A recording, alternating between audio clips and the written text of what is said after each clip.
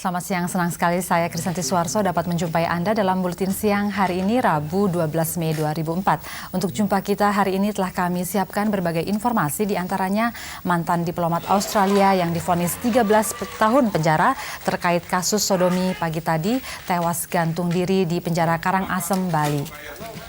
Dan nelayan di Nangro, Aceh Darussalam hidup dalam kecemasan karena sering tertangkap aparat keamanan negara tetangga ketika beroperasi di perbatasan. Kita awali dengan laporan dari Jakarta.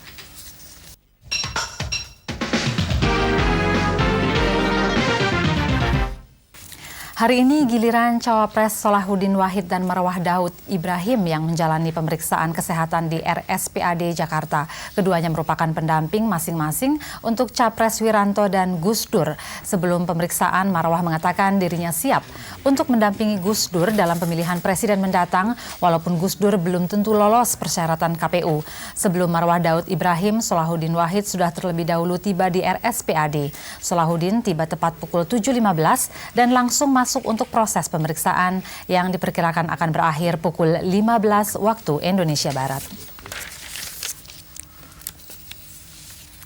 Beberapa saat lalu, calon presiden dari Partai Demokrasi Indonesia Perjuangan Megawati Soekarnoputri dan Cawapres Hasyim Muzadi mendaftarkan diri ke KPU. Dan sekitar pukul 12 rencananya Capres dari Partai Persatuan Pembangunan Hamzah Has dan Cawapres Agung Gumelar juga akan mendaftarkan diri. Selengkapnya kita bergabung dengan Marcelina Ika. Iya, Santi.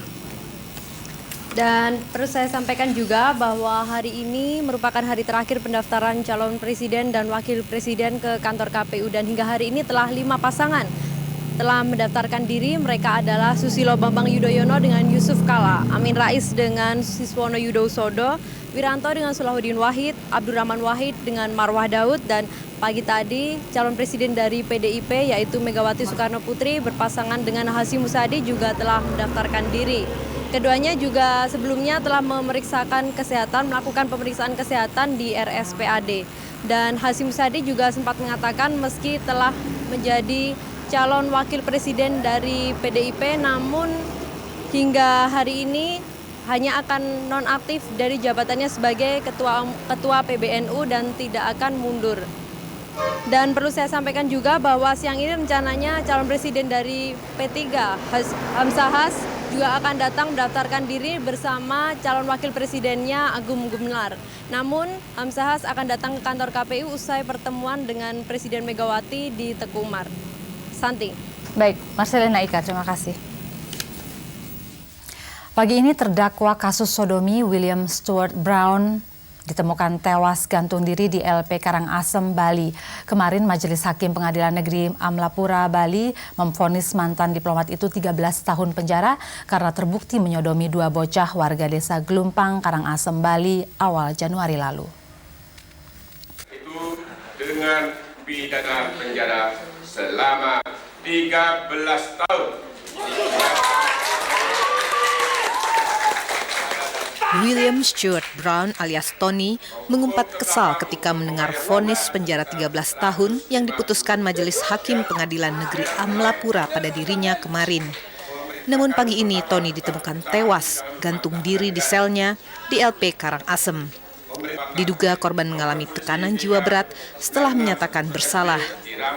Putusan yang dibacakan Majelis Hakim yang diketuai Nyoman Sutama menyebutkan terdapat sejumlah hal yang memberatkan terdakwa, diantaranya sebagai warga asing, perbuatan terdakwa dapat merusak tatanan kehidupan dan moral bangsa Indonesia, serta memperburuk citra pariwisata Bali. Tuntutan ini lebih berat dibanding tuntutan jaksa, yakni 12 tahun penjara. Semula mantan diplomat Australia ini hanya mencabuli IB yang berusia 16 tahun di pantai Jasri, Karangasem awal Januari lalu. Namun keesokan harinya, terdakwa mengulangi perbuatannya terhadap IM, bocah berusia 14 tahun. Usai melampiaskan nafsunya, terdakwa yang kini bekerja sebagai guru di sebuah SMK Kota Amlapura memberi uang masing-masing sebesar Rp20.000. Kasus pedofilia terungkap awal Maret lalu atas pengaduan orang tua korban ke Polres Karangasem. Orang tua IB, Made Buruan, curiga karena anaknya sering mengurung diri di kamar. Berdasarkan visum dokter RSU Amlapura, IB dinyatakan mengalami luka di bagian dubur. Orang tua IB mengaku cukup puas dengan putusan majelis hakim. Made berharap hukuman ini dapat mengurangi trauma yang dialami anaknya akibat kasus pedofilia ini. Koresponden Syafruddin Siregar melaporkan dari Bali. Nasib nelayan di perbatasan perairan yang sering tertangkap akan hadir dalam segmen Dengar. Nantikan kehadirannya setelah info lalu lintas dari kawasan MT Haryono berikut ini.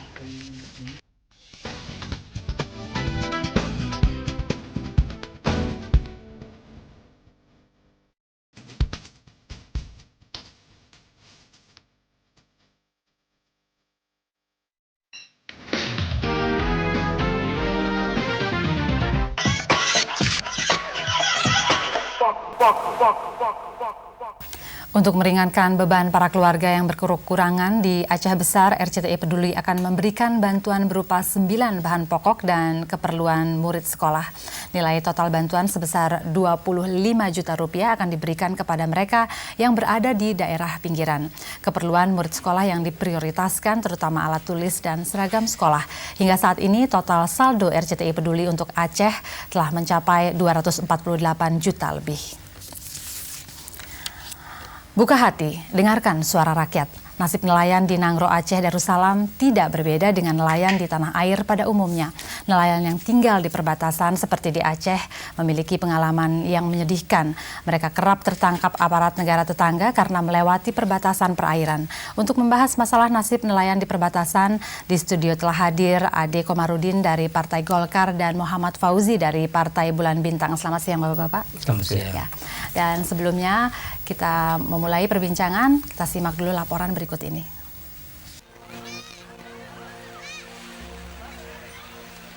Tujuh tahun sudah Mimi mengandalkan hidup dari hasil melaut. Pemuda berusia 25 tahun asal Molaboh ini biasa berlayar hingga perairan Laut Andaman di perbatasan barat Laut Indonesia untuk berburu ikan hiu. Kapal tradisional milik Mimi tidak dilengkapi alat navigasi modern, sehingga ia sering tidak sadar telah masuk perairan negara lain.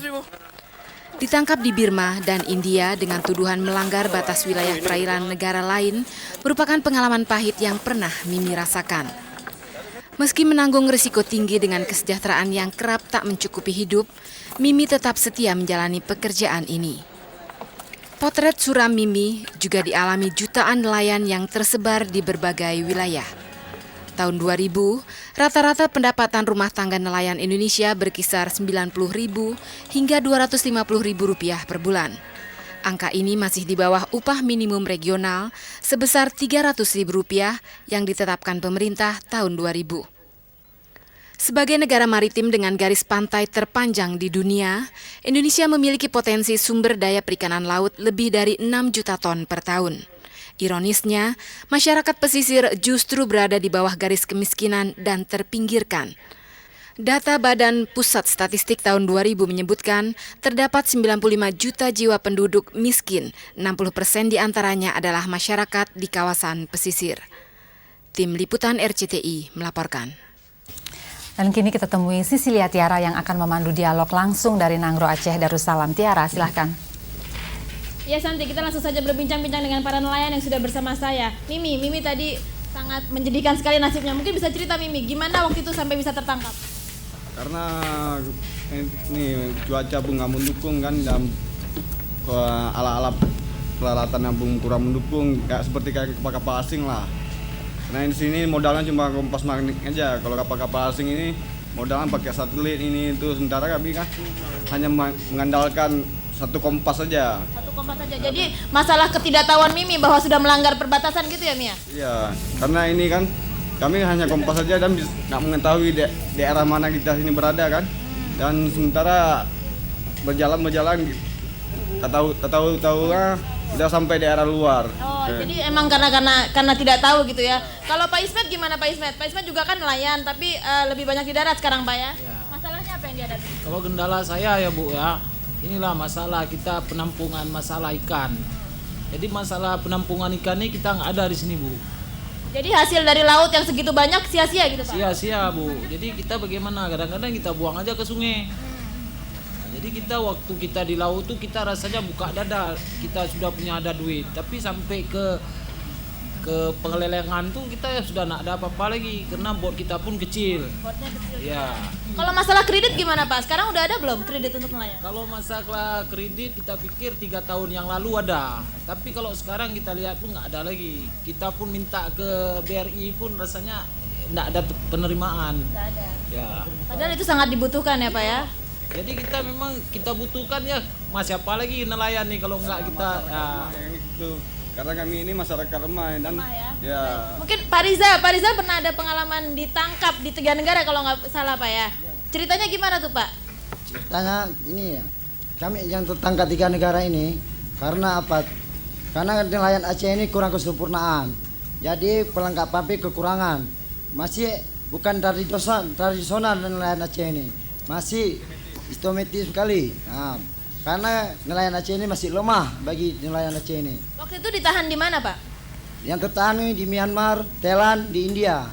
Dia diapain aja waktu itu, di penjara atau gimana? Ya kami di penjara, dari dibuatlah kesempurnaan, cuma dikembalikan lagi. Nah, cuma kami minta bermohon kepada yang di pusat, yang diperhatinlah nelayan Aceh ini. Baik, nanti kita dengarkan bagaimana kisah bapak-bapak ini selanjutnya yang pasti sangat menarik. Santi, silahkan, ada yang ingin disampaikan terlebih dahulu sebelum Iya, kita lanjut? break dulu Tiara untuk komersial, dan pemirsa kami akan kembali beberapa saat setelah informasi dan informasi lalu lintas dari kawasan Pancoran berikut ini.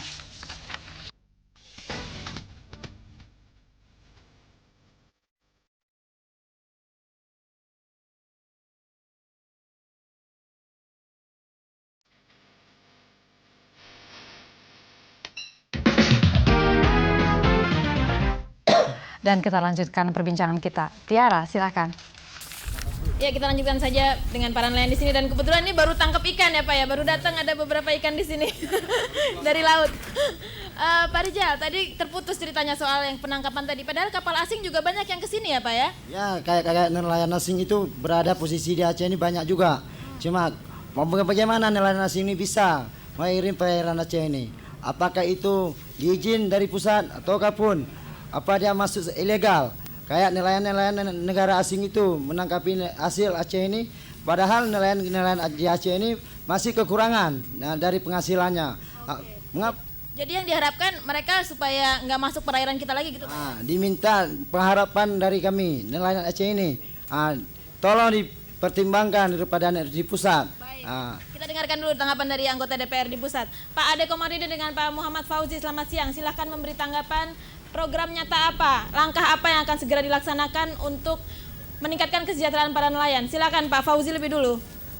Ya, kita kalau melihat sangat ironis sekali kejadian-kejadian terjadi dari perbincangan tadi. Partai Bulan Bintang sendiri dalam kesempatan ini memang telah berusaha semaksimal mungkin untuk agar sektor ini diberikan subsidi pendanaan yang lebih kuat, sehingga masalah teknologi itu bisa menjadi hambatan, bisa terminimalisasi gitu. Yang kedua, mengenai subsidi pendanaannya dari mana itu Pak? Halo? Mau diambil dari mana Pak? Mungkin subsidi kita bisa pendanaannya maksudnya diambil dari mana? Itu bisa kita ambil dari APBN kita, juga nanti bisa kita tinggalkan untuk sektor itu. Yang kedua, agar pemerintah juga kita minta untuk membuat satu kebijakan untuk menerima yang tadi boleh dikatakan ikan-ikan yang tadi tidak tertampung bahkan menjadi mubazir, dibuang ke laut kembali. Ini sesuatu hal yang sangat ironis sekali. Yang ketiga mungkin ketegasan hukum, di mana kita pada saat melewati batas negara lain kita kena funding yang cukup tegas, sementara dari luar pada saat masuk ke kita kok kelihatannya kurang tegas gitu. Baik, ketegasan hukum dan pendanaan, silakan Pak Ade Komarudin, ada yang ingin disampaikan? Ya, bagi saya pribadi persoalan nelayan ini bukan hal baru, karena 7 tahun yang lalu saya pernah membina nelayan di Tanjung Pasir, Jakarta ya, sekitar 2 tahun. Apa yang akan dilaksanakan Pak? Dan tentu pengalaman ini akan saya berikan komitmen. Saya akan segera menyampaikan hal ini kepada Pak Gubernur Aceh, karena saya tahu anggaran APBN kedua terbesar itu adalah Aceh, 7 triliun ya. Tentu ada anggaran yang cukup juga signifikan yang diberikan kepada Dinas Perikanan. dan pertanian Yang penting dan kan UKM. bagaimana memastikan sampai ke tangan nelayan itu Nah, Pak ya? saya kira Artinya? persoalannya nanti akan kita sampaikan ini kepada Pak Gubernur dengan pihak-pihak terkait dan beberapa anggota DPR dari Aceh yang dari Partai Golkar akan disampaikan oleh saya. Gitu. Oke, jadi dari Partai Golkar akan sekedar menyampaikannya kepada DPRD dan Bapak Gubernur yang ada di Ya, sini. saya Baik, kira- teman-teman nelayan, tadi sudah dikatakan bahwa salah satu akan mengusahakan pendanaan lebih dari APBN dan ketegasan hukum, dan satu lagi akan segera sounding dengan Pak Gubernur dan anggota DPRD di sini. Mas Mimi sebagai nelayan, kira-kira percaya nggak ini akan segera terwujud? Ya, kalau menurut Mimi kurang percaya kan, karena yang udah bukan setahun 2 tahun lagi, karena ya Karena kami ini udah capek kita usulkan itu nggak ada jalan. janji-janji bohong belaka lah gitu kira-kira. Jadi Karena seperti kami ini kan mengharapkan, tapi ya kosong semua. Apa yang harus segera dilakukan, mendesak supaya ini segera bisa terlaksana Pak? Kalau kita bilangnya bagaimana ya Bu ya? Seperti kami ini ya mengharapkan seperti saya katakan sama orang-orang kita yang di pusat. Tapi itulah kadang-kadang sudah kecewa Bu. Sudah kecewa. Sekarang mata kail pun kita beli pun sudah tidak ada koperasi lagi. Beli sendiri. Kalau Pak Rizal gimana Pak Rizal? Kalau saya penangkapan pengalaman kami, yang udah kami belum mendapati hasilnya. Tadi janji semuanya dari pusat itu janji tinggal janji. Semua kebohongan daripada nelayan Aceh ini. Kami bermohon, minta permohonan dari BRI, dari BNI, tiada pun kata-kata BRI, nggak ada kredit untuk nelayan Aceh. Bahwasan kredit itu tidak berlaku lagi kepada nelayan. Nah, dipermohonkan kepada yang lain-lainnya. Nelayan ini bagaimana? Harus dibutuhkan dana-dana yang seperti itu. Nah, kami minta kepada pusat, tolong dianjurkan kepada BNI walaupun gubernur. Nah, walaupun dana-dana itu dianjurkan supaya dipercepat. Kalau bisa langsung aja Bapak Gubernur. Bagaimana? Sangat ditunggu realisasinya berarti begitu Bapak-bapak nelayannya. Terima kasih untuk perbincangan hari ini dan buka hati, dengarkan suara rakyat. Kita kembali ke Santi. Silakan Santi. Ya, terima kasih Tiara. Ya, saya sedikit merangkum. Jadi yang dibutuhkan oleh para nelayan adalah segera membangun koperasi kembali digalakan dan juga kredit-kredit yang harus dikucurkan kepada para nelayan karena mereka memang sangat membutuhkan di sana. Dari Pak Muhammad Fauzi dari PBB, subsidi teknologi bagi nelayan diambil dari APBN ya Pak ya, dan juga ketegasan hukum dengan negara tetangga, dan Pak Ade Komarudin dari Golkar anggaran APBN dan mensounding kepada gubernur dan pihak terkait. Baik, terima kasih atas kehadiran di studio kami. Selamat siang.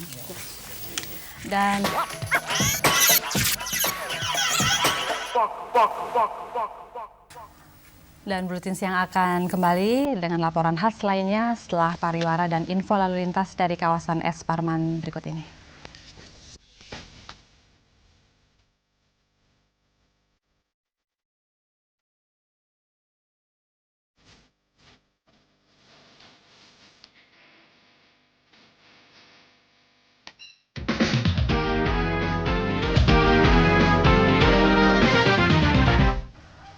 Provinsi Bengkulu dikenal sebagai tempat tumbuhnya bunga kibut atau biasa disebut bunga bangkai. Bunga langka ini kembali ditemukan mekar di tengah pemukiman warga di Kecamatan Ketahun, Bengkulu Utara.